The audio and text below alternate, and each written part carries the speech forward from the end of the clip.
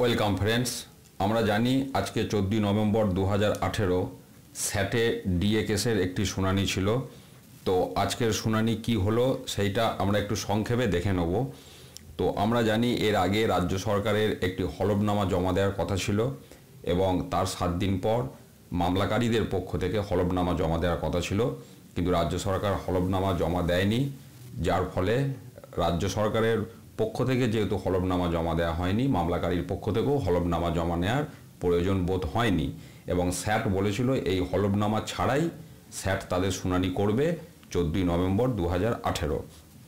এবং রাজ্য সরকার হলফনামা জমা না দিতে পারার প্রসঙ্গে ফাইল হারিয়ে গেছে এরকম একটা বিষয় আমরা আগেই শুনেছিলাম। সেই প্রসঙ্গটাও আজকে উঠেছে যে ফাইল মিসপ্লেসড হয়ে গেছে এবং এই ফাইল মিসপ্লেসড হয়ে যাওয়ার জন্য রাজ্য সরকারের পক্ষের যিনি আইনজীবী, সরকারি পক্ষের আইনজীবী, তিনি আরেকটু সময় চান এই বিষয়টাকে দেখার জন্য, কিন্তু তিনি কারণটা অন্য দেখান।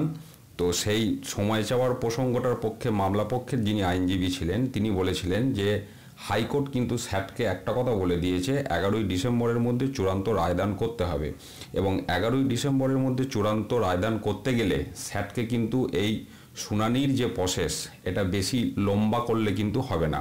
তো সেটাই মামলাকারী পক্ষের আইনজীবী অর্থাৎ কর্মীদের পক্ষের যিনি আইনজীবী তিনি বলেছেন যে এই রায়দান যেহেতু 11ই ডিসেম্বরের মধ্যে স্যাটকে করতে হবে, তাই শুনানি বেশি বিলম্বিত করা অর্থহীন।